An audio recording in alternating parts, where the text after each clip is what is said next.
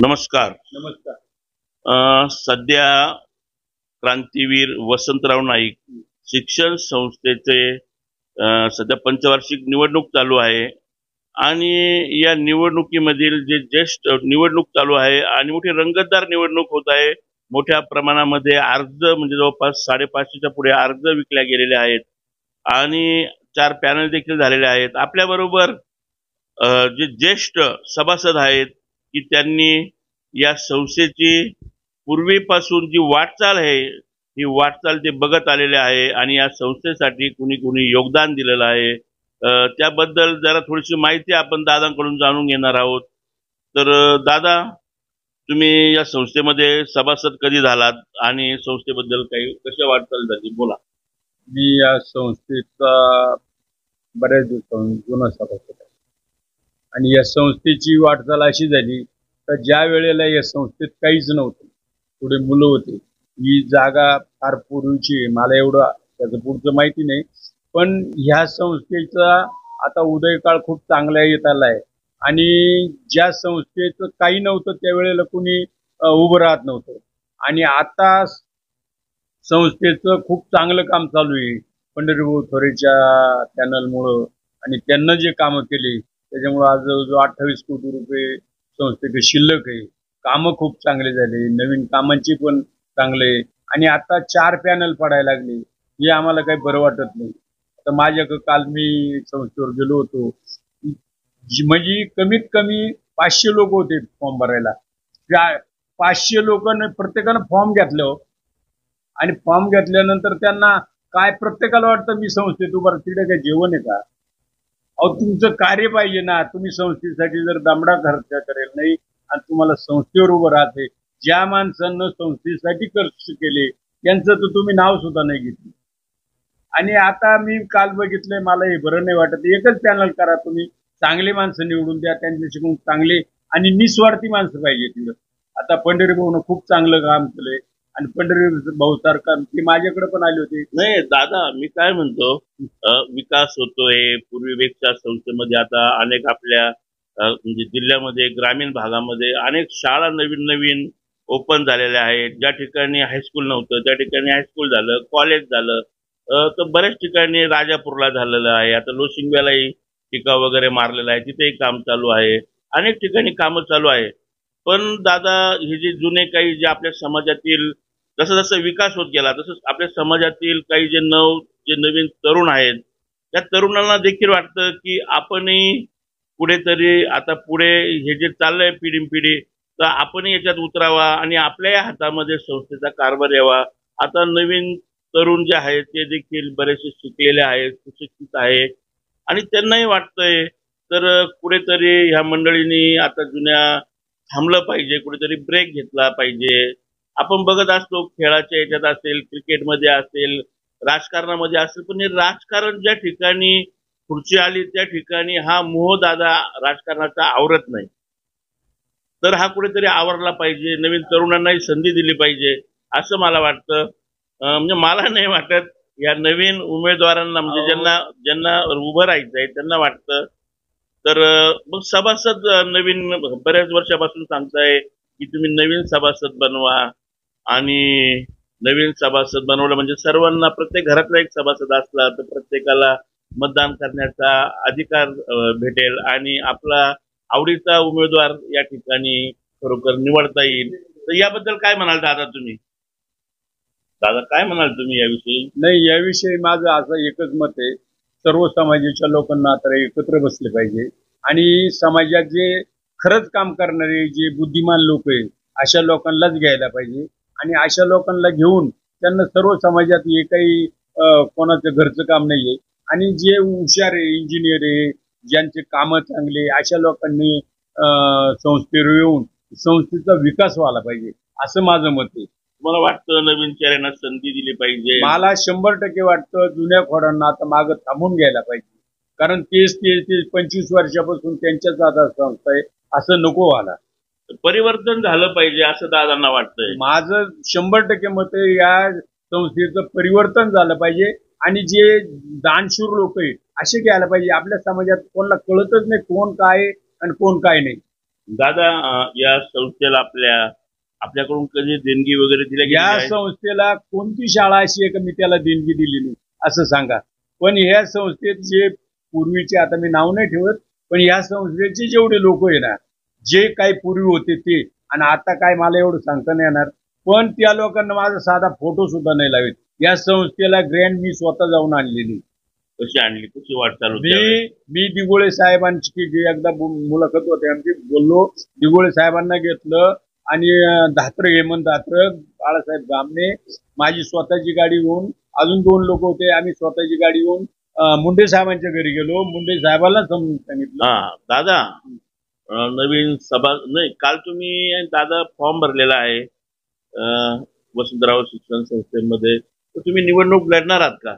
नाही, मला बऱ्याच लोकांना आग्रह केला, त्याच्यामुळं काल पण मी संस्थेवर गेलो होतो. आणि निवडणूक लढवायची अशी माझी इच्छा नाही, पण समाजासाठी काहीतरी करावं अशी एक इच्छा आहे.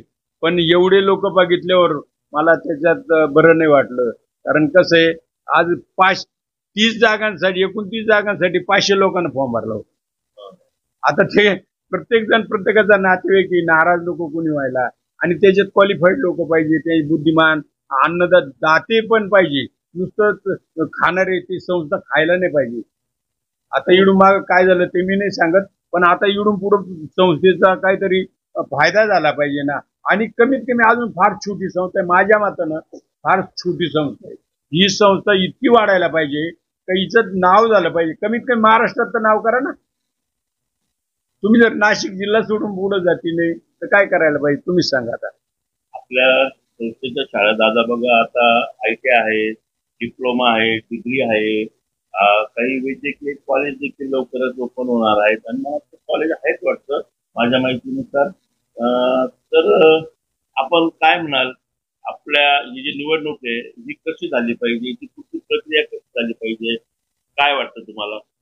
नाही, ही जी निवडणूक आहे ना, खरं समजून उमजून चांगल्या पॅनलनच झाली पाहिजे. आता पंढरी भाऊच्या पॅनलमध्ये जायला पाहिजे लोकांना, ठराविक लोकांना, ते ज्यांना घेतील आणि त्या पॅनलला विजय करायला पाहिजे. कारण पंढरी भाऊ आल्यापासून कमीत कमी 28 कोटी रुपये आज बॅलन्स आहे. कामं चांगले झाले आणि 1 रुपयाचा कुठेही भ्रष्टाचार झाला नाही, आता माझ्या मताप्रमाणे. कारण मी नजर ठेवून आहे त्या कंपनी संस्थेवर. आता जे काही विरोधी जे आहेत ते बातावरती विरोधी, त्यांचं मत आहे सभासद वगैरे वाढले पाहिजे, मयत जे आहेत त्यांच्या घरात एक सभासद घेतला पाहिजे, प्रत्येकाच्या घरातली संख्या वाढली पाहिजे, याबद्दल काय करायचं? जरूर सभासद वाढवायचं ते द्या सोडून, पण जे मयत सभासद आहे ना त्यांची नोंद झाली पाहिजे, आणि त्यांच्या घरातून जो कोणी जो वारसदार असेल त्याचा ऍफिडेव्हिट करून त्यांना संस्थेवर घेतलं पाहिजे सभासद म्हणून. ही माझी स्वतःची इच्छा आहे. आणि जर बाय चान्स भाऊचा पॅनल आला तर मी पहिलं काम ते करणार आहे. आणि दुसरी गोष्ट, नवीन सभासद वाढवायचे, त्याच्याकरता मी आज नाही तुम्हाला सांगणार, कारण मी आज एक शून्यातून उभं राहिलेला माणूस आहे. संस्था कशी वाढवायची मला माहिती आहे, कारण माझा 8वी नापास माणूस आहे मी. आज माझ्या 9 कंपन्या आहेत, आणि आज कमीत कमी 500 लोक काम करतात साहेब तुमच्या माहितीसाठी. आणि आज समाजामध्ये माझ्या अंदाजानं फोर्जिंग मध्ये नाशिक जिल्ह्यात मला एवढं मोठं काम कोणाचं दिसत नाही, आणि या संस्थेसाठी काहीतरी करावा अशी माझी इच्छा आहे. म्हणून मी भाऊच्या पॅनलला प्राधान्य देणार आहे. दादा राहुरी या छोट्याशा गावातून नाशिकमध्ये आले, आणि नाशिकमध्ये येऊन छोटंसं वर्कशॉप घेतलं, आणि दादांच्या आज 9 कंपन्या आहेत. आणि अशी व्यक्तिमत्वाची खरंच संस्थेला गरज आहे. कारण दादांनी जसं शून्यातून विश्व निर्माण केलं, एक मोठे उद्योजक झाले, शिक्षण बघा 8वी पास, पण आजही अनेक जण दादांचं मार्गदर्शन घेतात, दादा त्यांना मार्गदर्शन करतात, आणि अनेक जणही पुढे जातात. तर दादांचं म्हणणं आहे, आता मी जे खाजगीत अगोदर बोललो, दादांनी मला सांगितलं की आपली संस्था आपल्या समाजासाठी सर्वांनी एकत्र बसावं, आणि या पंचवार्षिक निवडणुकीला पुढेही वादविवाद याचं गालबोट लागलं नाही पाहिजे, असं दादांनी सांगितलं. दादांचा आपल्या संस्थेविषयी आणि समाजाविषयी खूप मोठं प्रेम आहे, आणि खूप दादांना राजकारणातील असेल, सामाजिक कार्यामध्ये देखील दादांना खूप खूप असं काही माहिती आहे, ज्ञान आहे आणि या ज्ञानाचा उपयोग संस्थेमध्ये झाला पाहिजे असे दादा बोलतायत. बोलताना दादा म्हणताय मी निवडणूक लढणार नाही, परंतु आता पुढचा काळ ठरवेल की दादा निवडणूक लढणार की नाही. दादांनी नाशिक जनमत बरोबर जे जे संस्थेविषयी जे मार्गदर्शन केलं ते खूप अनमोल आहे. कारण सुरुवातीच्या काळामध्ये डोंगरे वसतिगृह या नावाने ही संस्था ओळखल्या जायची. आपल्या वंजारी समाजामध्ये जे काही विद्यार्थी होते हे ग्रामीण भागातून येत होते आणि त्यांना शिक्षणासाठी या ठिकाणी मुक्कामाची सोय नव्हती, वसतिगृह नव्हतं आणि डोंगरे वसतिगृह हे छोटस चालू झालं आणि एक छोटासा वृक्ष आज खूप मोठा झालेला आहे. तर आपली संस्था, माझंही मत आहे, या निवडणुका शांततेत या सर्व प्रक्रिया पार पडल्या पाहिजे. नाशिक जन्मासाठी चंद्रकांत धात्रक दादांनी आपला जो बहुमूल्य असा वेळ दिला त्याबद्दल मी खूप खूप धन्यवाद दादांचे. या संस्थेबद्दल कळकळ सांगतो. आपल्या संस्थेवर एवढी चांगली जागा आहे, या संस्थेवर सर्वात चांगलं सभागृह झालं पाहिजे. दुसरी गोष्ट, तिथं राहण्याची मुलांची वेगळी, मुलींची वेगळी, हॉस्टेलची सोय झाली पाहिजे. आणि संस्थेचं खूप, आता मी तर जास्त सांगणार नाही, माझी घरची संस्था नाही, पण या संस्थेसाठी काय करता येणार नाही. ही संस्था मी जास्त नाही सांगत, पण नाशिक जिल्ह्यातून नाही, पण महाराष्ट्रात नंबर 1 ची सुद्धा करायची माझी ताकद आहे. आणि माझं जरी वय झालंय, पण मी चांगलं मार्गदर्शन करीन आणि याच्यात कुणी 1 रुपया सुद्धा खाऊ नये असं माझं मत आहे. स्वतः खर्चानं काम करायला पाहिजे. जसं मी आतापर्यंत काम केलं संस्थेसाठी, एवढं काम केलं तर कोणालाही माहिती नाही अजून. या संस्थेला परवानगी